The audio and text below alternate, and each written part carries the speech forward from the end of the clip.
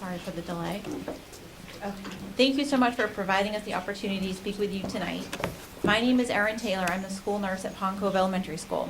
And I have with me tonight playground committee members Meredith Beauregard, Lauren Glennon, and Christina Just.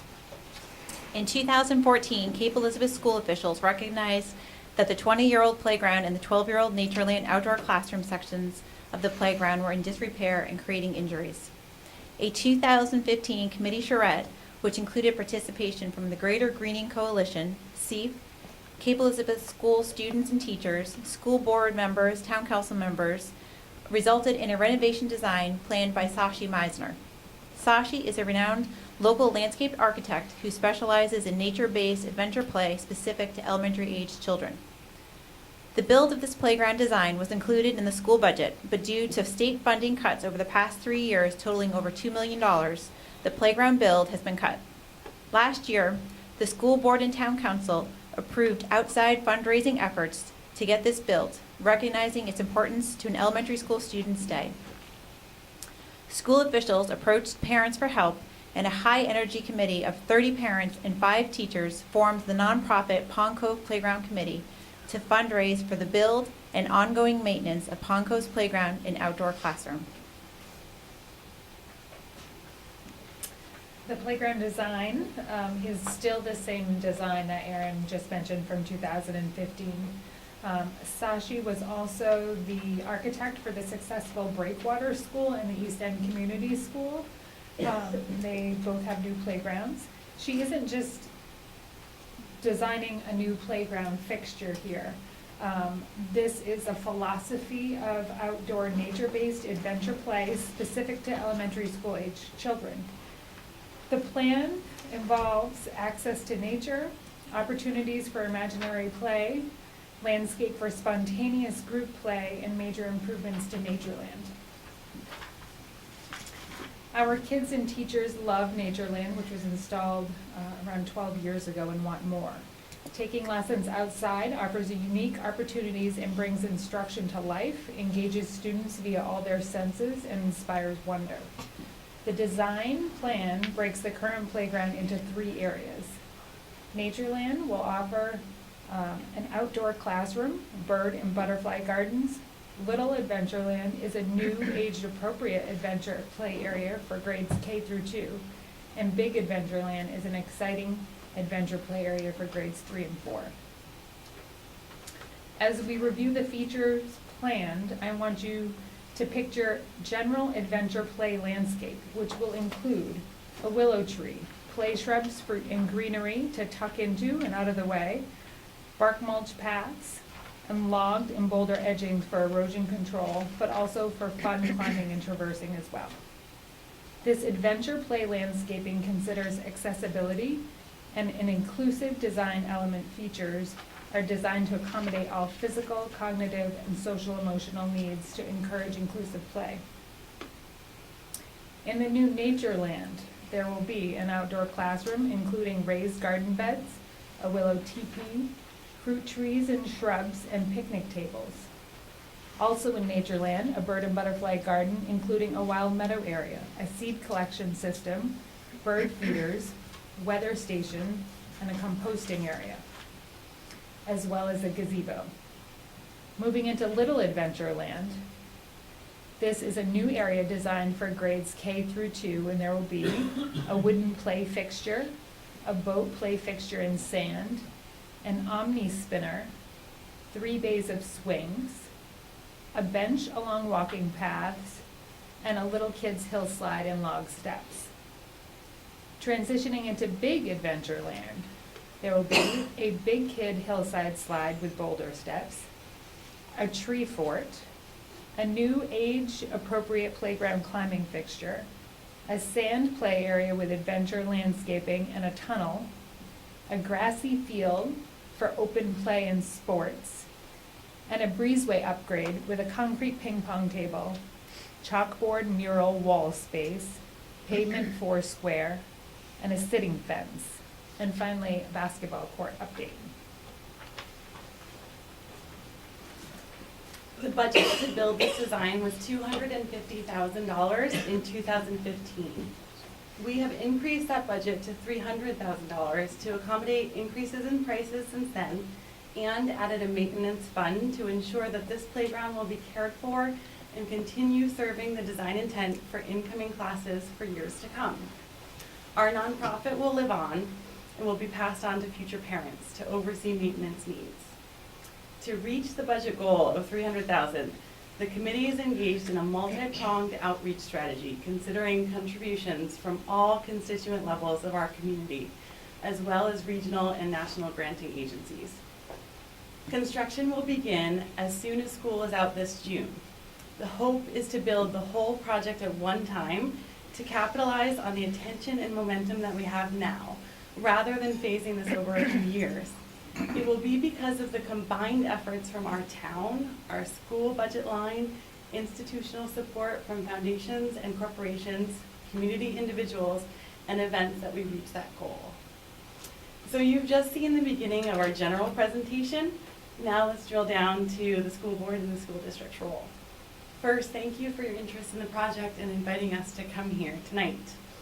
Since establishing our nonprofit and organizing the Operation Rebuild campaign, we knew a key part of our role would be to communicate the need about this project to our community. In order to connect with the people, the organizations, and the individuals in our town that want to be involved. And to that end, it's a joy to be here today fulfilling that mission. So we don't have to spend our time tonight telling you how important access to and engaging outdoor spaces to elementary school kids, or share the research that is going into all of our grant applications. All of that is on our website. Instead, we'd like to use our time tonight to underscore how crucial the current line item in the facilities budget is to the project total. In your packets, you have examples of a few of the tools that we're using during donor outreach. A menu of donor naming opportunities for high-level corporate, foundation, and individual donors, and an in-kind donation list that we are reviewing with local landscaping, building materials, and garden companies. As well, you have an update of our projected income, breaking out our asks, approaches, and fundraising event plans. We are working hard, and the incredible news is that our community is responding. When you run down this list, you see major participation from our town, local foundations, local businesses, and individuals. The amounts of materials detailed here are real, though some of these amounts will be approved by the school board in the March business meeting. But effectively, we have fundraised for Natureland and Little Adventureland in full already. We've let Perry know that for his bidding purposes for the summer, and we're now currently fundraising for Big Adventureland. The TBDs indicate areas that our subcommittees are still working on with great confidence that we'll have continued success. However, $300,000 is a big number for a small parent community. The community's attention is with us now, without many competing projects, but also importantly, there is an engaged parent community working and parent team working on this now. Hence the hope that this project can be completed in 1 year to maximize that energy together versus losing momentum and having to phase it out over multiple years. And we could even save the cost of remobilizing construction crews next summer. So thank you for your support and consideration. We'd be happy to answer any questions tonight, but in conclusion, without a doubt, if the money allocated right now stays in, it will benefit 500 elementary school students daily through recess breaks and visits to the outdoor classroom next year and for years to come. Thank you.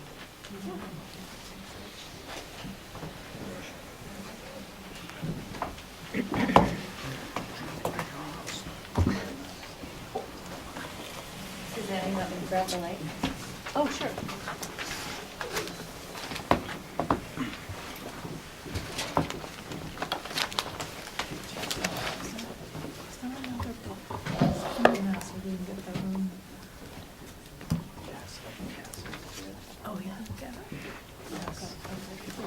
There we go.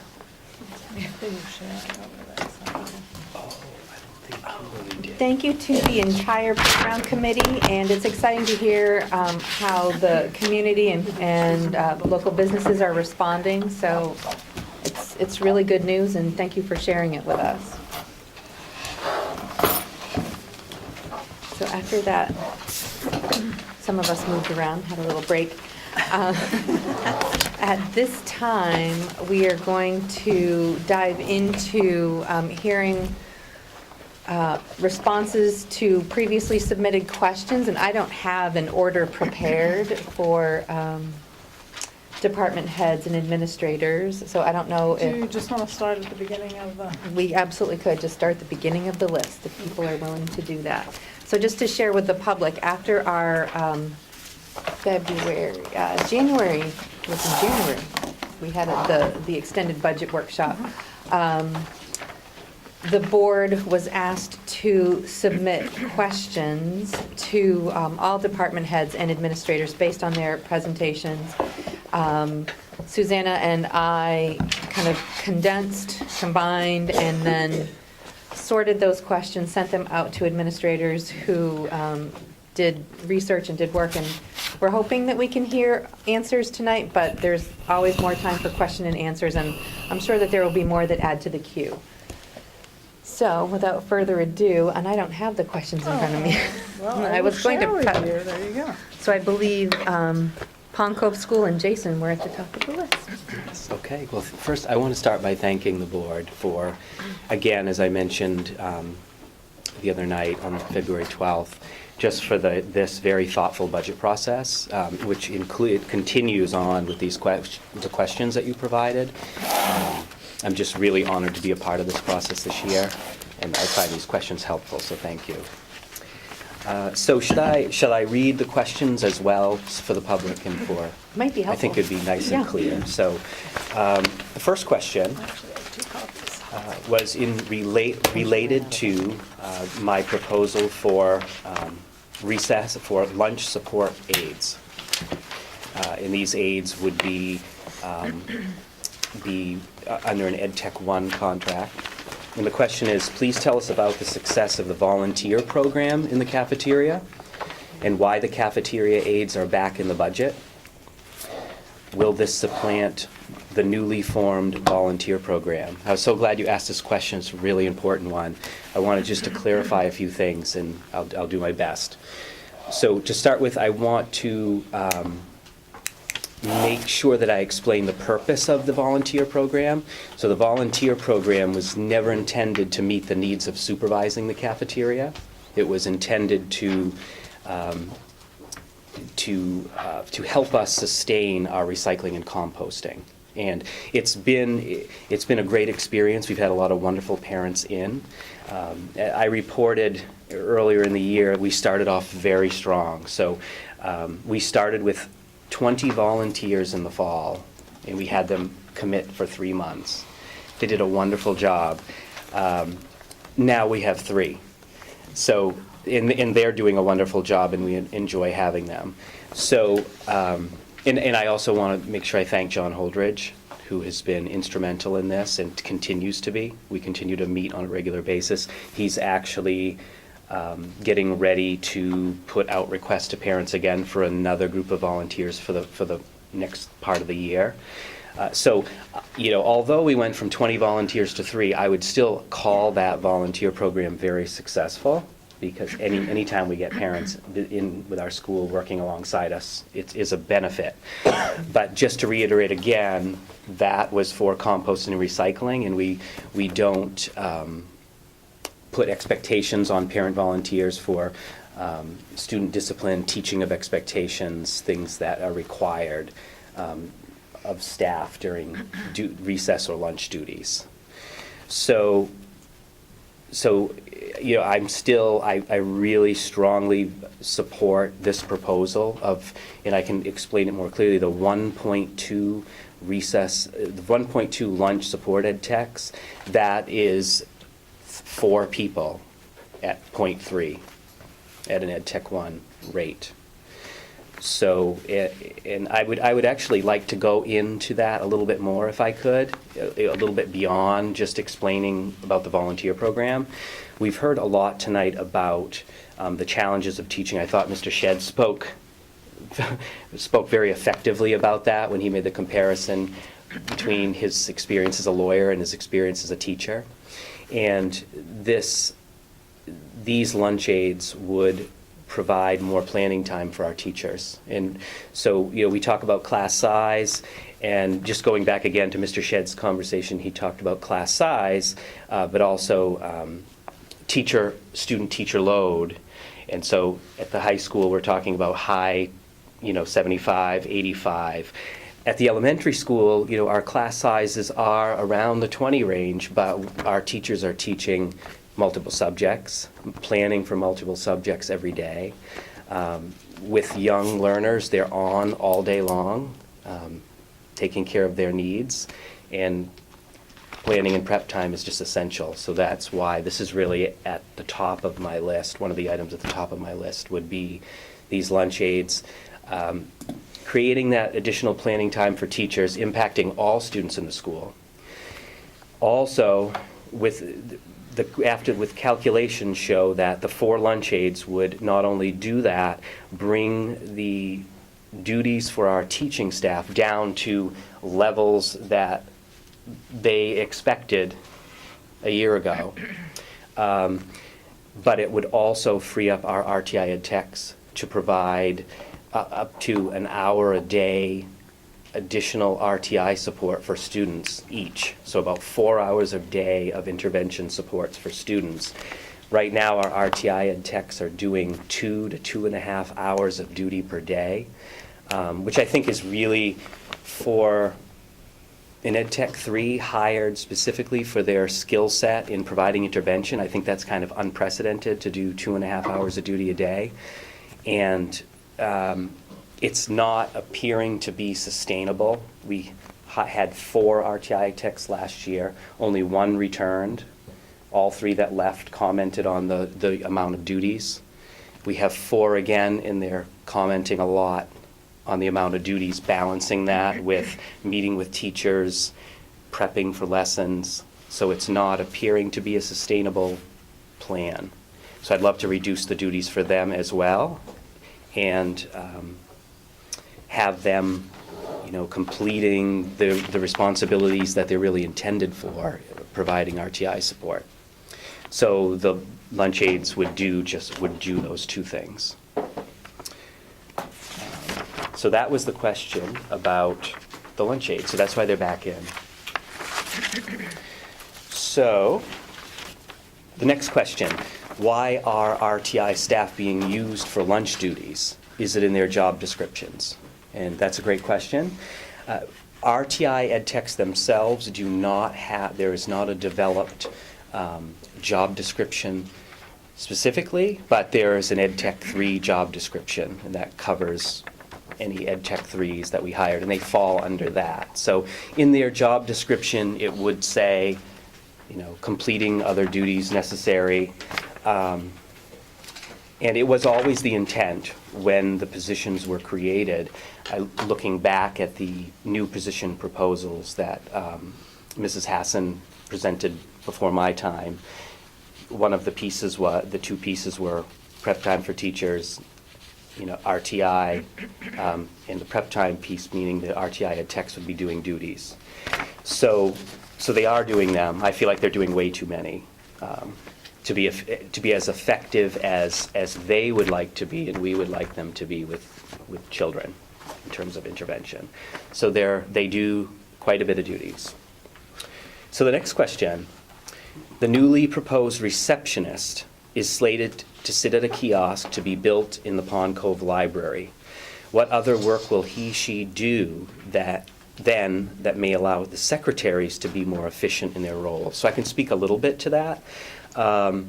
So we know that the receptionist proposal is based on discussions that took place at the needs assessment meeting, the needs assessment committee meetings, and the feeling that some of the safety issues were too important for us to wait for a possible renovation of a building to address. And I talked with both of my secretaries, we've met a few times about this, and there are certain tasks that we could give them that would free up our secretaries, our administrative assistants to do other important work, for certain, in terms of bus notes and data entry, and there are all sorts of things we could do. We did also just talk about the fact that, in theory, I believe that this is intended to be temporary until a potential renovation.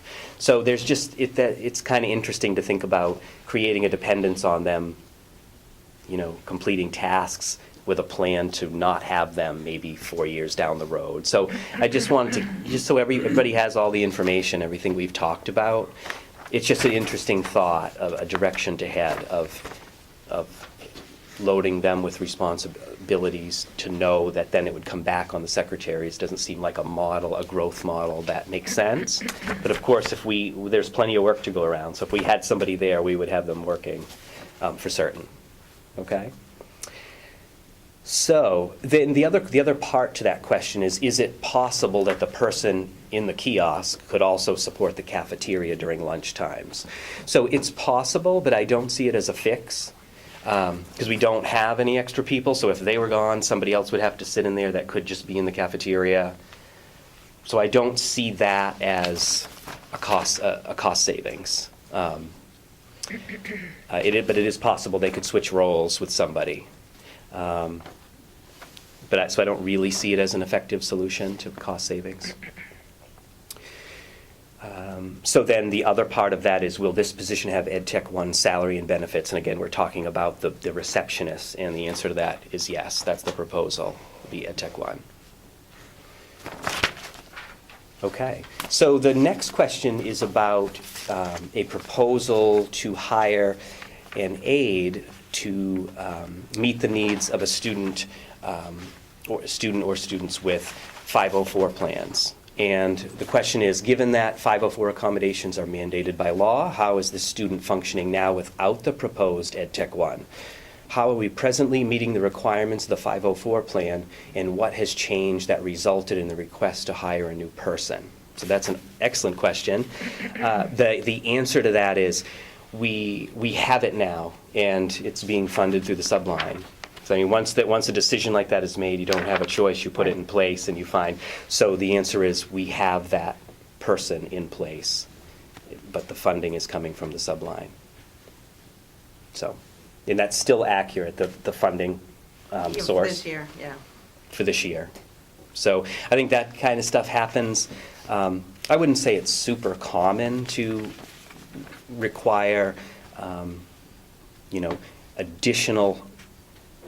additional support of this magnitude for a student with a 504, but it's certainly not unheard of. I've been in several schools where we've had, for medical reasons, individuals with specific training supporting students with medical issues. I'm sorry, what do you mean by subline? So our substitute line, Oh, substitute, okay. budget line, I get it. sorry, yes. Yeah. So Yeah. is this person considered like a long-term sub then? Well, so, I mean, this person is how have we worked this? This person is in ASOP every day as an extra. I mean, I don't know if you can Yeah. speak to that, how that works compared to a long-term. Well, they're not subbing for a teacher, and this would have been an Ed Tech 1 position. I'd have to confirm with Arlene exactly how we're paying her and stuff, but they are getting a daily sub rate to do this work. If a person works in a certain position for a longer time, a substitute position, they do get an additional amount of money, and I'll have to confirm with Arlene what exactly we're doing with that one. Okay. Sorry. Yes. I just want to point out for the public that with a 504 need, Yes. you don't have an option, you have to fund it. So Right. it's not a It's matter mandate. of like a Yeah, line item we can say yay or nay to, we've got to fund it. Yes, and I'll just very briefly, thank you. This is You don't have an option. This is a process where a team makes these determinations, including administration, teachers, parents, nurses, makes a decision about whether or not we take it very seriously, whether we absolutely need this support for this child to be safe and to access learning. And So it's- 504 is part of special ed law, right? Well, Is it a subsection? well, I mean, I don't It's know if I would say separate, but that, it's but a- it's it's law. separate, but Yeah, it's It's a separate. federal mandate. it's a Thank federal you. mandate. Not special ed, We- but federal mandate. Yes. So this one, for Donna, too. Do we have enough in our contingency line in the event of an incoming kindergarten class is larger than expected? Are there contingency plans? And I believe this would come from my report at our last meeting, that, we had almost double registered this year at the same time last year, which doesn't necessarily mean we'll go over 110, but Had a they're lot of coming. board members answer that. So, I mean, I would really defer to maybe Donna and Catherine So we about. do have a contingency for one additional teacher in the budget, should we need that person, so, One additional, one additional. okay. It's actually 100,000? Yeah, it's So 100,000. it's one teacher plus a little bit more, but, yeah. Okay, And when you figure in benefits, it's about there, it's yep. about there. Okay, should I keep going? All right. So the next question, it's a long one, but it's really important. I'm going to read the whole thing. So this is referring to my report on, I believe, January 29 or 22, when I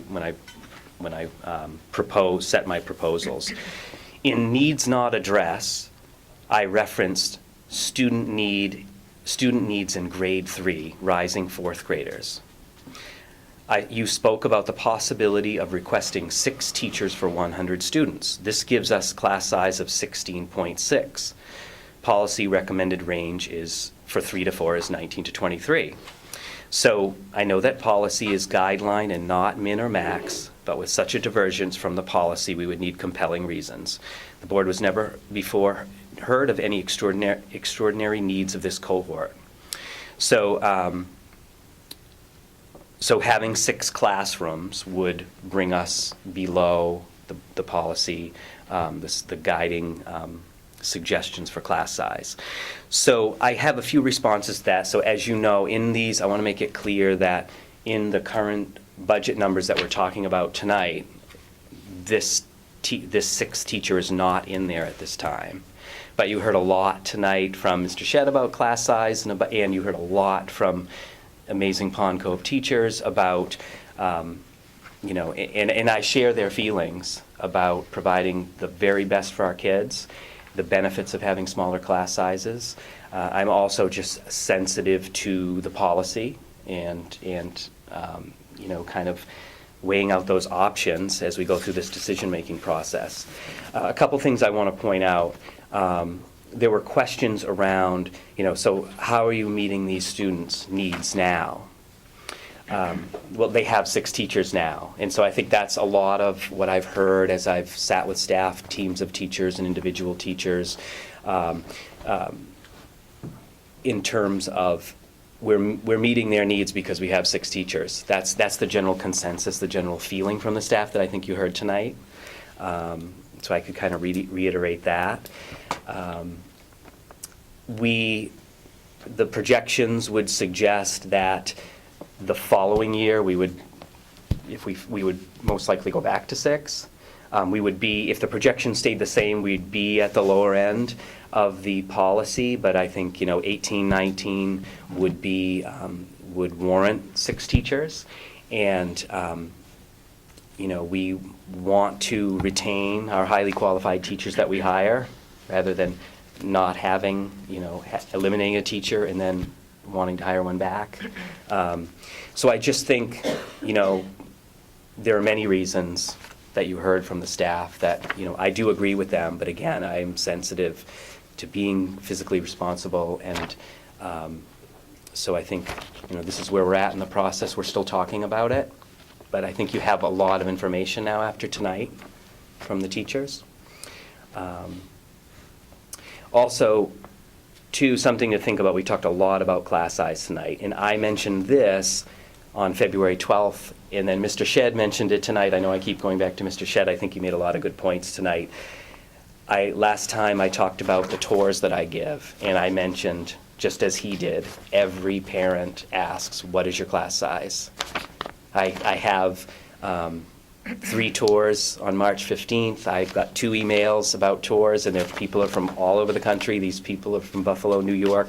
I got an email from folks from Houston, Texas, who have an incoming kindergarten, an incoming 3rd grader, and an incoming 5th grader next year. And they're going to come here and look at the school, and they're going to ask, what are your class sizes? So I just want to point that out as well. And let's see. Okay, I'm going to move along a little faster. I know I'm going on here. So you proposed hiring a 0.5 FTE learning strategist and say that adding the position will eliminate the need for an SST leader in the accompanying stipend. Are these two costs the same, making this budget neutral? So the answer is no. So the SST leader is a stipend of around $3,200, and this would be 0.5 teacher salary, 0.5 benefits. This would be quite different. The potential for SST oversight would be one responsibility of this, one of many responsibilities of this person. But it's a logical fit that we would have this person do that, and that would be one cost savings area. Okay, almost done. What benefit does increasing the health and wellness teachers' hours serve in terms of wanting greater equity among allied arts? Please explain. Do you see more benefit than, say, expanding foreign language? Okay, so there's a couple parts there. So first of all, I'll just briefly talk about our current health and wellness offering. So right now, students in grade 2 through 4 receive health and wellness lessons. Increasing this position would enable us to provide these lessons to K through 1 as well. And this would be through a program called Mindful Movement, and it supports the development and skills that support effective management of a wide range of feelings and experiences that students encounter throughout the day. We talked a lot tonight about social emotional and the whole child. We heard folks talk about Peaceful Pond Cove. We're realizing in education now that these are all prerequisites for students to access learning, and so we're putting a lot of time and effort into them, and therefore putting resources into them. And so the choice to propose the health and wellness piece is we really think our students need it. We think our students need more strategies, more opportunities to learn how to self-regulate, more opportunities to learn how to navigate school, and that teaching that takes special skills. And so the expected outcome would be increase in our students' ability to self-regulate, transition, and engage in their learning. And so that's really important to us. The last question. You have requested several new positions. There are always wishes and realities in a budget. Which positions are your top priority? To me, we certainly always can prioritize. That's a tough one. All these are so different and for such different reasons.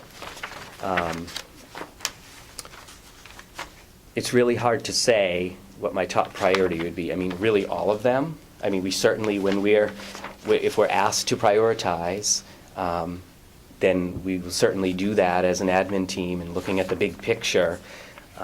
It's hard for me to say right now one stands out stronger than the other.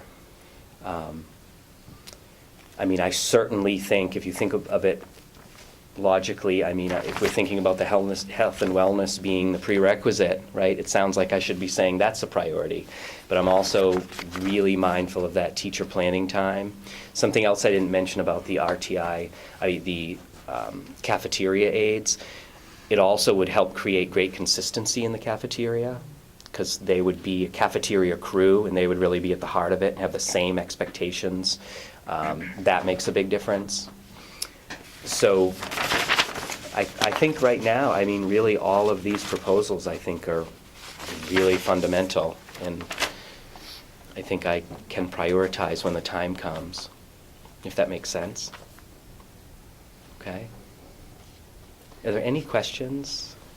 Do people have follow-ups to these questions? We'll be gathering more questions as a result of Yes, tonight of as well. course. There's always more Of fun to come. course, I love this format. We're good for now? Thank you. Thank you so Mr. much. Reeves, Thank and you. we're going to move on to Mr. Eastman. Perfect. I think I only have 3 questions, so this should be quick. First question was, you highlighted that CMS teachers are near the top, though not exceeding our teacher load guideline. And how is the school department supporting the teachers with this? For Donna as well. I love it when Donna's on these with us. Do we have enough in our contingency line in case unexpected influx of middle school students? So part of the answer to that kind of goes along with Jeff's idea. And when I figure out student teacher load, I pretty much go into Power School, you pull up a teacher and you add up all the kids they see. And that, to me, tells the teacher load. One way that we have been able to, I think, build in and help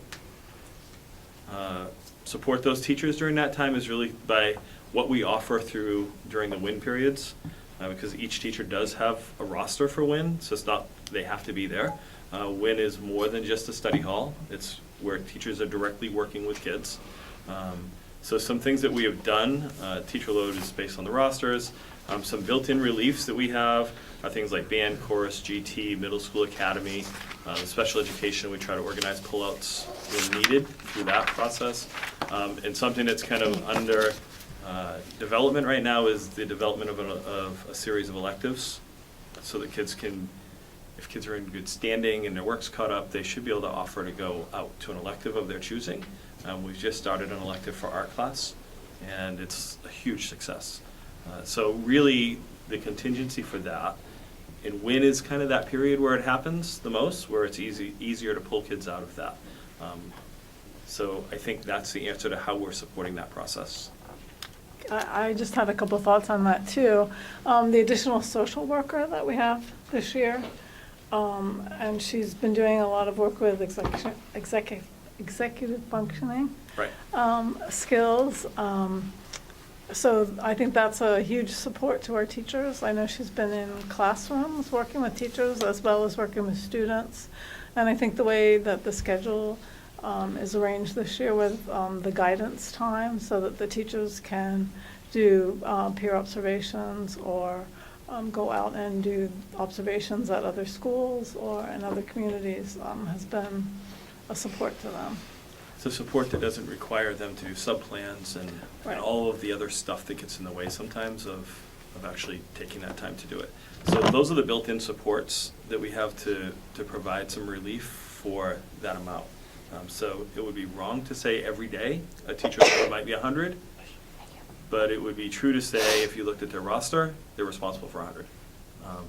Because everybody teaches 4 sections, about 20 kids, there's your 80, that puts us right in that area. But then when you add that WIN block in, I think they all have around 15 to 18 kids in those WIN blocks, that at least 2 days a week, all kids are in WIN. 2 out of 6, not 2 out of 5, but 2 out of 6 days. So there are some things built in there to support that. So that doesn't, I think we're good. The next question was, will funding the Chewonki presentation, it's $1,200, mean that the MSPA will not pass that cost on to the families of 6th graders? Is everyone in communication about this? So yes, that's true, that it will not be passed along to the kids. It was a program we started last year to better prepare families and students for what to expect at Chewonki. So there's really some pre-teaching that was going on, and it was, supported, I believe, through. See. Yes, that's it. So it was supported through them, but I think, like all things, I think CEIF's being used correctly if it's something that we can try once, and then we need to be able to sustain that and take that on if it's valued. So it's really about us sustaining it, and I don't think that goes to parents for cost directly for those kids. I think it's a program we're trying to best prepare them to be ready to receive. So that's why I believe it should come out of the school budget. By not, so this is a funny one, not Oh, funny, but it's just the timing. Sorry. Yep. Does, I think one of the parts of the question was, does the MSPA, are they aware that it's in your budget? I don't know that they're aware of it, but they didn't pay for it last year. So I have no reason why they would think they would be passing that along to someone else. I think that's all done through our teachers in the school, but I will bring it up to them. But yes, I had no intention for them to assume they would take that on. Yeah, okay. But, so, yeah, I'll talk to Emily. And then, so the next question was by not addressing the need to increase one of the world language positions from a 0.7 time to a full time, what is the impact on students? So that is funny, because now I have a new position proposal for you that I was doing while I was reading these. So I don't want you to think because you asked me that question, I thought I should create a position. And I've been talking to Jason a little bit about this too and how it impacts him, because that's a shared position for us. I kind of wanted to wait and see how we were doing with scheduling and what kind of flexibility we could have. Because one of the things on this says lower cost alternatives if applicable. So what did we think about? And we really looked at a variety of ways to manipulate our schedule so that we could offer more sections. To do that, that would require a world language teacher to, instead of teaching the 4 classes, they would be somebody would have to teach 5 and have 1 prep versus every other teacher in the school having 2. So that immediately creates an inequity, which I could palate trying to go massage that, but then when I looked at the next step further and said, okay, so if I had somebody that was willing to do that, what would it do? And it would really blow up the schedule for 5th and 6th grade especially, even though it's an 8th grade thing because these teachers teach all across the school. It would blow up our ability to try and have longer blocks available for teachers for STEM and humanities for 5th and 6th grade. So unintended consequences and ripple effects go pretty deep. Now, without adding, and all I'm suggesting is adding 1 more block, so it's 12%. So from what the proposal you'll see takes a position from a 0.75 to a 0.875, which allows me to have 1 more block. That, by doing that one change, and I would not be opposed to having this person full-time because I know it would make a difference for the elementary school. But that one change would make class sizes go from 30 to 22. And that's a pretty big difference. Right now, we're struggling with a couple classes of 27 this year. So that's kind of where we're at. And the price tag for that is, I talked to Catherine, it's about $11,500 to do that. So that's something that I will be getting out to you all to have, this copy of this proposal. But that's kind of the long and short of it. Of where we are with that. And then this question wasn't really there, but I think maybe NASA sent me a question about, somebody did about furniture, the furniture line. Did I dream that? I thought somebody wanted some clarification around that. Go ahead, So NASA. never mind, I'm good. I'm not gonna bring it up if you didn't. No. Essentially, I know there was a question last year, our budget line, and it's called furniture, which I think is deceiving, but it really should be my capital improvement plan for the middle school. And it's deferred maintenance, and the more you defer it, eventually it's gonna catch us. We still have desks, classrooms with the unibody desks, which are the most uncomfortable things you've ever sat in. And for middle school kids, I think it's not even appropriate for them. Like, I think it makes people feel like either if they're too big or too small and how they fit, and if they're left-handed, there's no, it just doesn't really work. And I guess before my arriving, it was always, the goal was to replace 2 classrooms a year. The year before I came, that was reduced down to 1 classroom because the budget went from 10,000 to 5,000. And then last year it was cut totally. So I just put it back in as that reason. But if it was to stay, I looked at it today, and the goal would be to replace 1 classroom that has those unibody desks. And that's about $3,500. They're $86 per desk, $54 per chair. And we always base it off 25 students. And then the other part is we need to start replacing our labs. Our lab tables are old and wiggly, and they're just really at the end of their lives. So that would be about $6,200 to replace 1 science lab. So that adds up to about your $10,000. And that's $700 for a table, of a lab table, and then $40 per stools. So that was where that was. I think somebody asked me that question to clarify it, but I don't know, maybe it was somebody not in this room. So, any other questions? follow-up for Troy? All right, thank you. And we have already heard from Jeff, so if we can move on to special ed and Mr. Elizabeth, Oh. and just in terms of time, do you want to? Oh, where are we? Oh. We might need to pause and, Yeah, especially if we want like the public to comment. Right. and- sorry, I was having so much fun. I had no, It's fun. like to just do budget all night. Typically, we do like to meet from 6:30 to 8:30, and we do have several more budget workshops planned. So if administrators and department heads are okay with it, we could pause here with answering questions and move those to our next, which is just next week. It's really okay. Yes, sir. I have a handout that I made, if I could get that to everybody. Oh, yeah. Before the end of the meeting and. Fantastic. homework. Sure. Sure.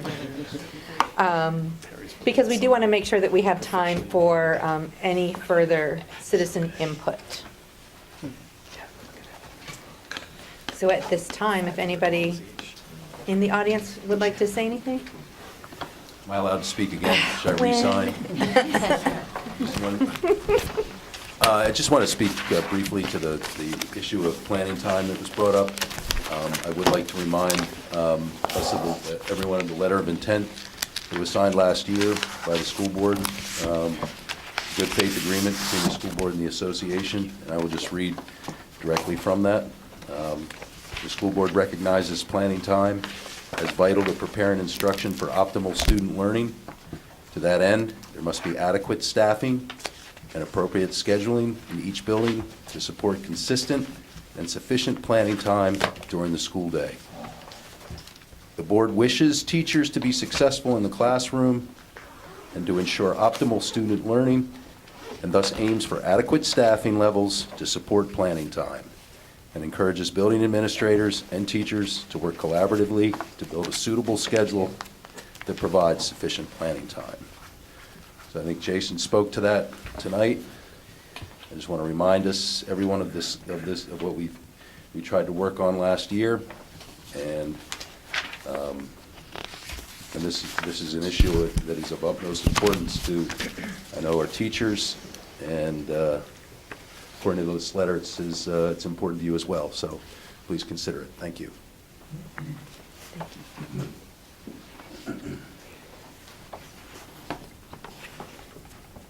Is there anybody else in the audience tonight that would wish to speak?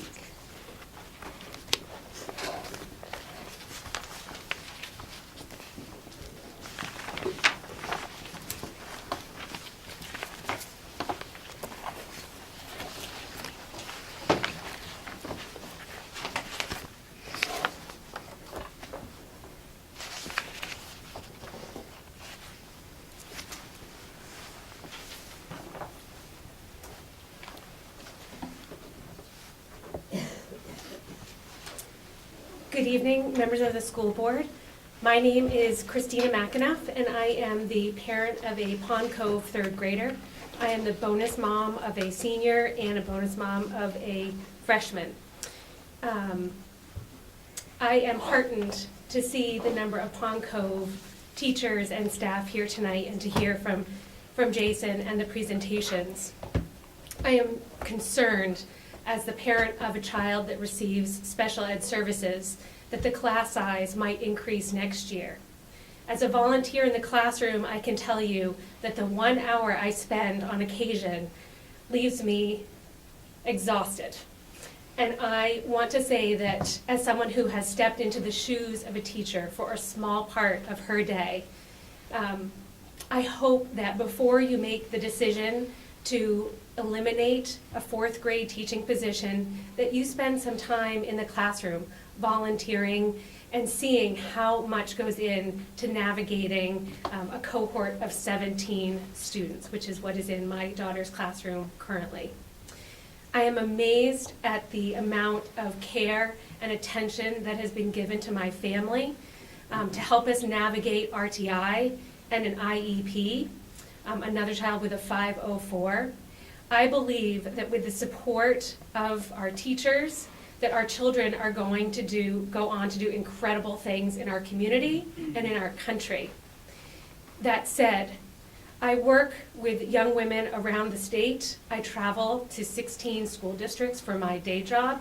I can tell you that what the teachers have shared with you is real. 4% of students in the survey that Mrs. Ginn cited, 4% believe that they are not experiencing anxiety or depression. That number is going to decrease. 70% of the students in that study said that anxiety and depression was their number one concern. The amount of time we give to each child is so precious, and it makes a really big difference. What that article in the New York Times cited and the Pew Research study has suggested is that what makes the difference is one-on-one time with adults and the time to really be heard. And so every time we talk about reducing student-to-teacher ratio, that time is fractured. So I would request that we put ourselves in the shoes of administrators and teachers. And also, I would encourage us as parents and teachers to put ourselves in your shoes, because as someone who also navigates a not a multi-million, but several $100,000 budget, I can appreciate the difficult decisions that lie before you. And so I would welcome us all to really work with empathy as we go through these workshops to really understand what's at the heart of every decision. Because at the end of the day, it affects our children. And as we take personal responsibility for our lives, we each have different needs. We meet them because we're adults and we can make those decisions for ourselves. We need to make those decisions for our children because they're not yet able to do so, at least some at the Pond Cove level. So I encourage us to have empathy for one another, to learn about the challenges, ask the questions, and ask the tough questions that we chatter about and aren't always comfortable asking, because I think the more we appreciate each other and what we need to do, the more we can do together. Thank you. Thank you.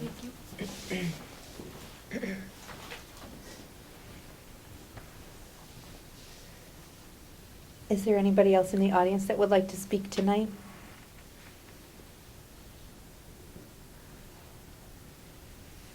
Okay, seeing none, we'll close public comment.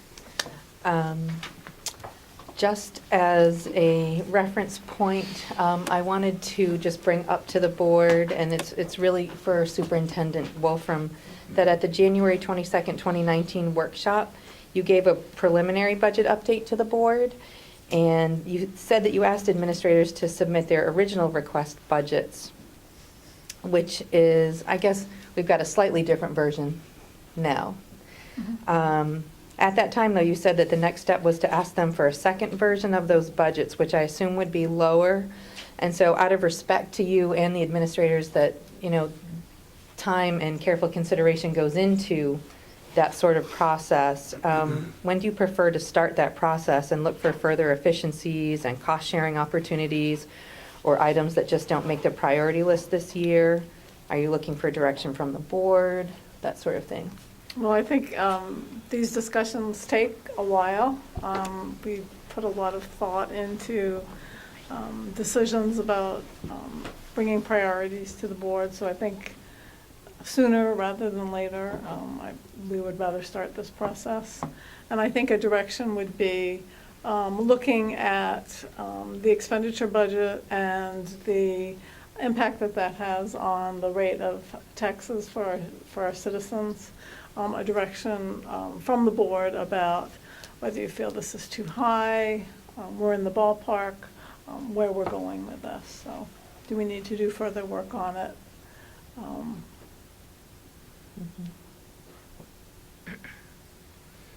So I put that out to the board then. Where are we now? We just got a new. If you look back in the section, Funding and tax. Okay, there is a chart that shows where we are, the blue line, green line chart. And you'll see that the green line is the budget increase. So you'll see a history back through from 2011-12. The budget, the school budget history. And then you'll also see the tax rate increase in the blue line. And so you can see that in 2017-18, the tax rate was 2.9% with a 2.4% budget increase. Last year was a challenging year for you all, and the tax rate increase went up to 8.1% with the budget increase at 2.1% as well. And then that takes us to this year, FY20, where the budget increase, our expenditure budget at present with the facilities needs assessment in there is 7.8%. And that does bring the tax rate increase to 7%.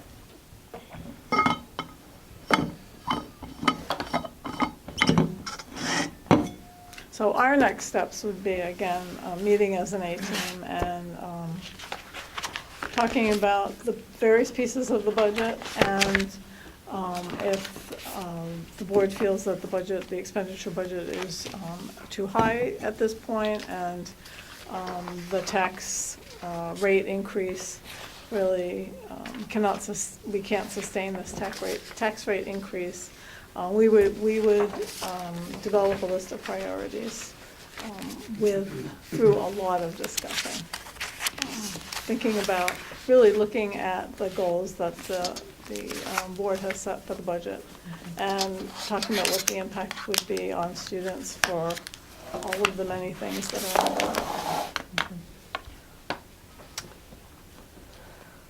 Would the board like to think about this and maybe come back with some thoughts next week? I would.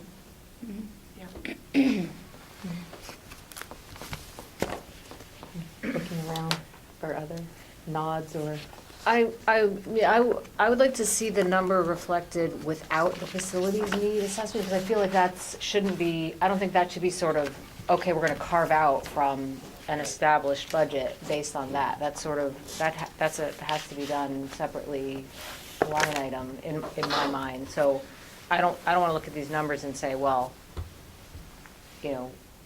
how do we get the number lower, carving out of the established budget if the excess is really coming from the facilities portion. And then this is kind of unrelated, but do we have the range yet for the health insurance increase? Okay. Unfortunately, that doesn't come till April. Oh, gosh, okay. Heather? Yeah, similar to what Hope was saying, I'd be curious, I understand that the needs assessment is part of the budget, but to see, how sort of even keeled this is a big spike. And is this spike due to the needs assessment or not? Okay, so I can tell you that a 1 percentage point would be about $250,000. Okay. So the needs assessment was 189, so that's less than a percentage. Okay, so it's, taking away from the 7.8, so, okay. yeah. So, not that we're going anywhere with this tonight, but just, I was kind of going down that road of what do different things mean? What does it mean that we've included the facility study, and I didn't know, how much a percentage point would cost or save. Right, or how and that is on our budget, our expenditure budget. Right. That is not on the tax rate increase. Right. I asked Catherine to be prepared just to talk to us about things that we could mill over the next week. And so what would it look like if we reduced our spending to a 6% increase? We would have to cut almost $450,000 out of the budget to reduce our spending to 6%. Mhm. That would give us a tax rate increase of 5.1%. Mhm.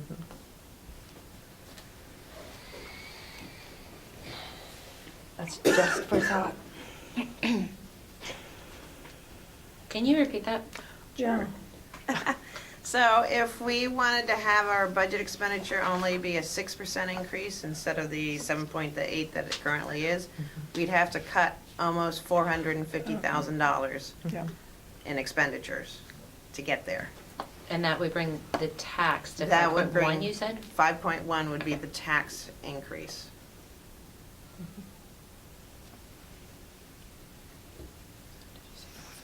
Yeah. I think that's worth exploring, what that would mean and how that would look. I think that's due diligence to have that conversation, Mhm. at the very least. So I would like to, I personally don't see a need in mulling it over and waiting. I don't either, but I wanted to be respectful. Yeah, myself, I'm happy to wait if other Yeah. people feel strongly about that, but just, I don't feel a need. I think it's important for us to explore what would it look like at that lower rate and be So you would mindful like of the us to work taxpayers. on See some what it would- priorities for, that would come to about 450,000. Yes, I personally would. I don't know if other board members feel that way, but I would. I see a nodding over there for. Just as part of the conversation.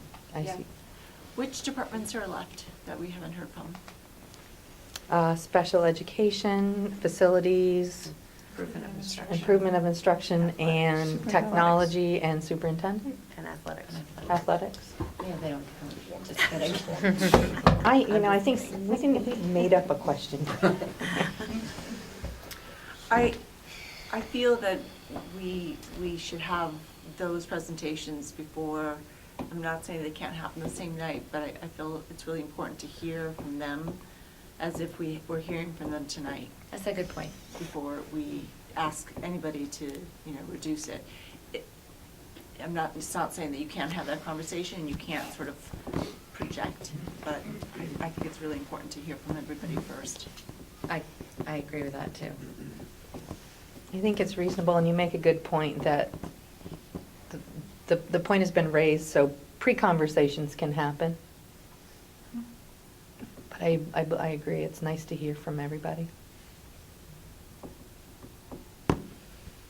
Hope. Nasser, any? Well, I would like to ask the guru there, and aligning with Hope, what was the picture like if there was no, I know there's a lot of new position, new programs on here. If those were not asked, what does the numbers look like? Well, I can recall, and this, I'm going to try to be loyal and good to you. If we did nothing new, Correct. and we just rolled over salary and benefits, Yeah. 4.33% increase Mhm. in spending, and I don't know what that does for tax impact. I don't know at this point in time either. Give me a little time, I can figure it out. Mhm. 3.44. 4.3. It's 4. So, to get a little more granular in that request, and I don't know if this is even possible, but so that's if we did nothing, but last year, we cut. And if we keep, we're doing ourselves long-term damage based on what, we don't have the desks that we needed last year, and it's just getting worse. So, what I would want to see is, if we just did nothing, but we repaired the damage from the deferred maintenance last year, where would we be? So that's sort of like a next step. It's like we could do nothing and be flat, or we could try to say, well, we have a little bit more from the state this year. Where can we go to get to make those, put the $50,000 in supplies that you guys gave up last year? I'm not saying that item specifically, but just an example. So that's sort of like there's a spectrum of what we could do. We could do nothing. We could put back in items we cut last year. we could do that plus the facilities plan, you know, and then from there, it's sort of, those are the extras. It's the way And I those are really see the it. conversations for Donna and the A-team, or whatever you call it, the A-team.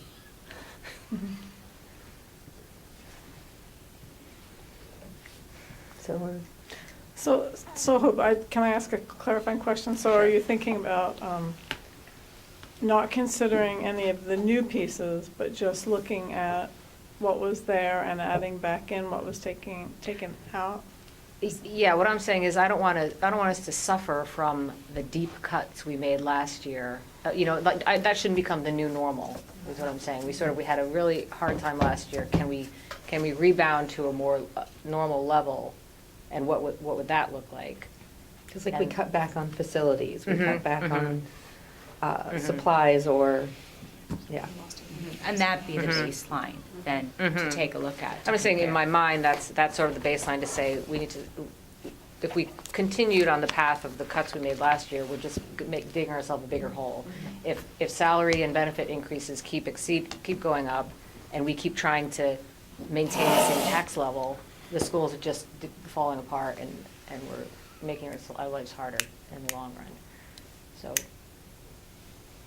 personally, I want to see what would it look like if we have no changes, but put things back in from last year that we cut out. And I'm not saying that's where I want to be. I'm just saying Right. philosophically, I'd like to see that number, and then we can work with what else do we have. And then if there's other money somewhere that we find under the couch cushions, we'll do more.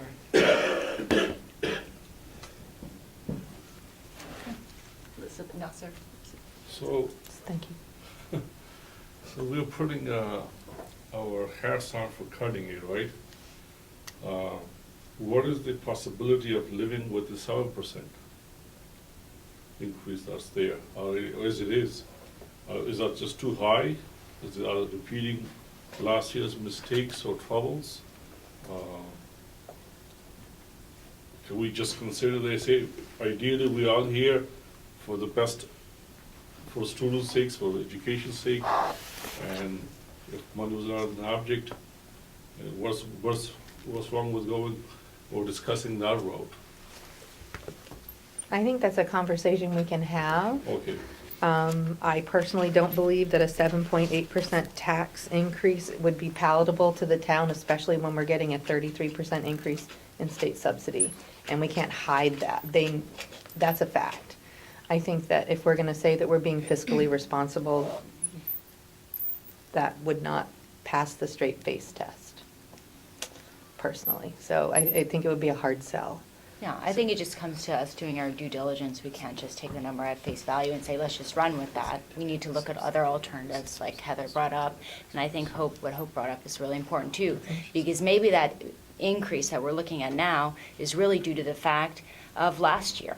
And, you know, if we have that number that we can sort of hang our hat to and say, all right, well, this is a number, and okay, here's the extra, and the extra really isn't that much. And if we just have that and do that type of research, I think it'll benefit us and the community and the overall understanding. Plus, my understanding from the superintendent was the original request budget wasn't intended to be the budget we take to the, it's just the starting point. Right. It's the beginning of the conversation, not the end. I just want to add, oh, I'm sorry. Oh, no, I was just, Catherine, what do we have the insurance in as a placeholder? Is that 10%. 10%? Yeah. And last year, I believe it's been held at 8% sort of before that every year, and then it came up, what, at 9%? So we under budgeted Yeah. last year, and, but usually 8% was way above what we needed. I just want to add to your comment, Nasser, that, you know, off the bat, we're not saying, heck no. Our job is not to say yay or nay right now. Our job is to really dig in and figure out, you know, what's the best we can do.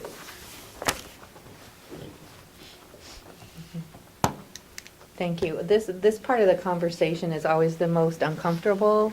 It's the hardest, and I think it's probably the least palatable part of being on the board, at least for me, but it's really important, and we have to be willing to have these conversations. So I thank everybody for your willingness to do this, and I thank everybody for coming tonight. I lost my sheet. Here we go.